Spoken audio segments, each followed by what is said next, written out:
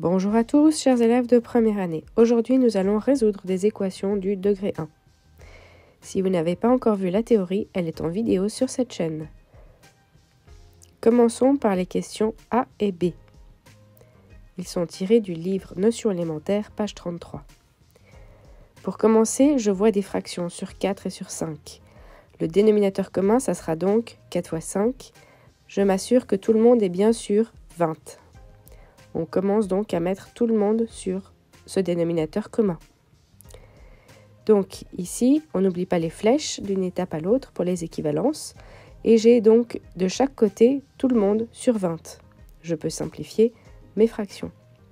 Ensuite, je vais regrouper mes x du même côté en faisant l'opération inverse. Si j'ai 4x d'un côté, de l'autre côté, ça fait moins 4x. Et le plus 8 devient moins 8. Et ainsi, on trouve moins 23. N'oubliez pas l'ensemble solution avec des accolades. Pour la question B, on peut donc commencer par distribuer le 2 qui est devant la parenthèse. Ensuite, regrouper les x et simplifier les 8. Il y a donc x égale à 0. N'oubliez pas l'ensemble solution.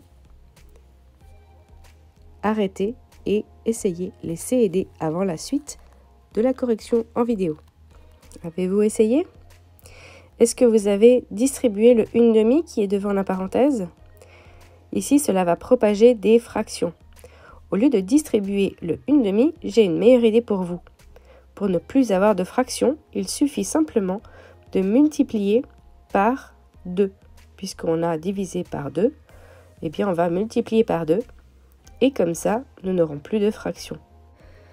Donc, n'oublions pas les équivalences. 2x fois 2, ça va donner 4x. 5x fois 2, ça donne 10. Et de l'autre côté, ça simplifiera le 1/2 et la parenthèse. On peut regrouper les x. Donc attention, le moins 4x va devenir plus 4x. Et donc, on n'aura pas 0, mais 8x. Ça, c'est une faute. Quand on a l'impression que c'est la même chose et que tout se simplifie, bien on fait souvent la faute de simplifier. Attention aux signes. Donc ici, on va avoir 8x. Et de l'autre côté, on aura 7 moins 10. Donc, moins 3. Ce qui veut dire qu'on va simplifier en regroupant donc toutes les constantes d'un côté et moins 3 divisé par 8 dans un ensemble solution. N'oubliez pas les accolades.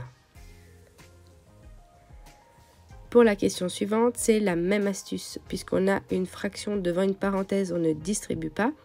On va multiplier tout simplement par 2. Et ensuite, qu'est-ce qui se passe? On a exactement la même chose des deux côtés. On peut simplifier les 8 et on peut simplifier les 2x. Quand on simplifie, je vous conseille d'utiliser le même sens pour savoir qu'est-ce qu'on a simplifié avec quoi. 0 égale à 0, c'est une égalité qui est vraie. Et elle ne dépend pas de x, donc tous les nombres possibles sont acceptés, c'est-à-dire tous les réels. Essayez avant de continuer. Arrêtez la vidéo. C'est parti pour la question suivante. Il n'y a qu'une variable et elle s'appelle u. Alors on enlève ce qui n'est pas du u, c'est-à-dire qu'on isole le u, il est à droite, pas de souci. Et puis hop, on a fini.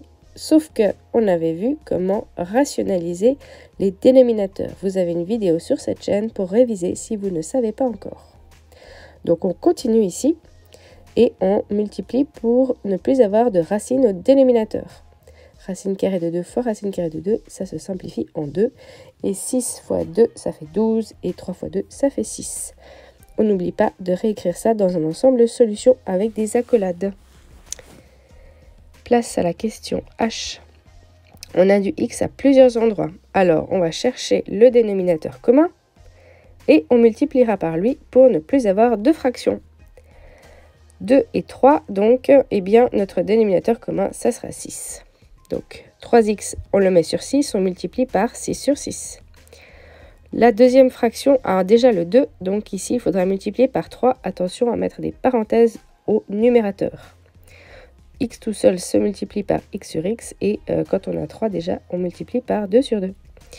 On multiplie donc tout par 6 pour ne plus avoir le dénominateur, et on n'a plus que le numérateur. N'oubliez pas, devant une parenthèse, on distribue le signe avec le 3.